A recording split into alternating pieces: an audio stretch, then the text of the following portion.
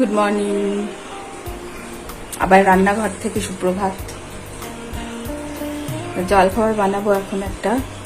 একটুখানি ভাত বেঁচেছিল কালকে, এইটুকু ভাত দিয়ে না ভাত ভাজা হবে না কোনো কিছু হবে।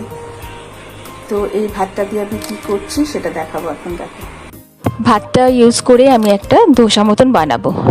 1 কাপ আমি পুরো আমার কাছে যা সুজি ছিল সেই সুজিটাই নিলাম। এবার শুকনো মিক্সিতে একটু গুঁড়ো করে নেব, একদম পাউডার করে নিলাম। আর 1 কাপ সুজি নেব, 1 কাপ ভাত নেব। 1 কাপই ভাত আমার পুরোপুরি ছিল। তো এবার একটা বড় মিক্সির জার নিলাম, তার মধ্যে ভাতটা দিয়ে দিলাম আর 1 কাপ সুজি দিলাম। যে মেজারমেন্টটা নিচ্ছ সেই মেজারমেন্টেই নিতে হবে। আর 1/2 কাপ নিলাম দই, আর 1/2 কাপ জল প্রথমে দিলাম, আমি পরে আরও 1/2 কাপ দিতে হয়েছে কারণ সুজি খুব জল টানে। এর মধ্যে দিলাম আদা আর কাঁচা লঙ্কা দিয়ে একটা পেস্ট বানিয়ে নিলাম। পেস্টটা কিন্তু খুব একটা পাতলা হবে না, সেজন্য জলটা খুব ভেবেচিন্তে দেবে। দেখো, ব্যাটারটা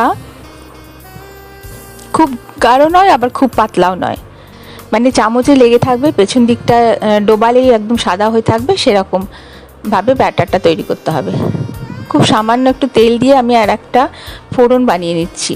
এতে দিলাম 1/2 টিস্পুন কালো সর্ষে, 1/4 টিস্পুন জিরে দিলাম, 1/4 টিস্পুন মেথি দিলাম, আর একটু হিং দিলাম। আর আমার কাছে ফ্রেশ কারি পাতা নেই, আমি ফ্রিজে রাখার পরে এগুলো কালো হয়ে যায়, তো সেই কারি পাতাই আমি তেলের মধ্যে ছেড়ে দিলাম। আর 2টো শুকনো লঙ্কা ছোট ছোট কুচি করে আমি এর মধ্যে দিয়ে দিলাম। এই ফোড়নটা ভালো করে ভেজে নেব। সাউথ ইন্ডিয়ান ফোড়ন সবাই জানো। এর মধ্যে একটু ডেসিকেটেড কোকোনাট আমি দিয়ে দিলাম, এতে টেস্টটা খুব ভালো হয়। এটাও ভেজে নেব, লাল হওয়া পর্যন্ত এটা সুন্দর করে ভেজে নেব। ব্যাস, আমার মশলা তৈরি। এবার এই ব্যাটারটার মধ্যে ওই মশলাটা আমি দিয়ে দেবো, যেটা ফোড়নের তৈরি করলাম, নারকেলের মশলাটা, সেটা দিয়ে দিলাম। এটা পুরোটাই আমার মন গড়া, তো যতটুকুনি স্বাদ বাড়ানো যায় আর কি ওইটুকু। মানে জল খাবারে যেহেতু বানাচ্ছি, সেহেতু সাম্বার টাম্বার আর বানাইনি, না নারকেলের চাটনি বানিয়েছি, তাতে অনেক সময় লেগে যেত। এতে এই ব্যাটারটার মধ্যে দিলাম আমি টেস্ট হিসেবে নুন দিলাম, আর 1/2 টিস্পুন বেকিং সোডা দিলাম, বেকিং পাউডার নয়, বেকিং সোডা। আর যেহেতু এটা ভাত দিয়ে বানানো রয়েছে সেই জন্য এটা কিন্তু একদম মুচমুচে ধোসা হবে না, এটা একটু নরম হবে, তবে খেতে দারুণ সুস্বাদু হয়েছিল, আমি নিজেই বলছি।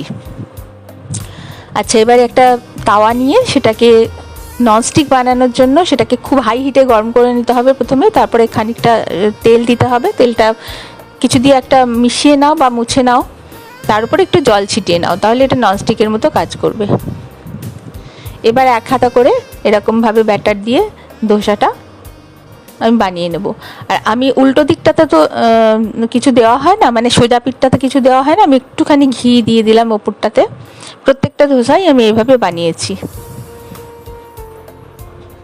আমি আসলে আরও আরেকবার উল্টে নিই, এটা উল্টানোর নিয়ম নয়, যে কোনো ধোসা বানালেই আমি উল্টে একবার ওটাকে সেঁকে নিই, কারণ আমার মনে হয় যেন কাঁচা কাঁচা থাকছে। যাই হোক, এইভাবে ধোসাগুলো বানালাম, আর খুব সহজ, সঙ্গে সঙ্গে তৈরিও হয়ে যাবে। তো দেখো, সুন্দর একটা ধোসা তৈরি হয়ে গেল। এইভাবে পুরো যতটা ব্যাটার ছিল আমি বানিয়ে নিলাম। আর 1 কাপ পুরো, মানে আমি যে মেজারমেন্ট কাপের দেখালাম, 1 কাপ আমার পরিমাণে নিয়েছি, তাতে প্রায় 10টা ধোসা তোমার হয়ে যাবে। এই দেখো, এবার তুমি এটা সস দিয়ে খাও, চাটনি দিয়ে খাও, ধোসা সাম্বার দিয়ে খাও, যা খুশি দিয়ে খাও। আমি তো শুধু খেয়েছি, আমার ভীষণ ভালো লেগেছে। তো কেমন লাগলো বলো।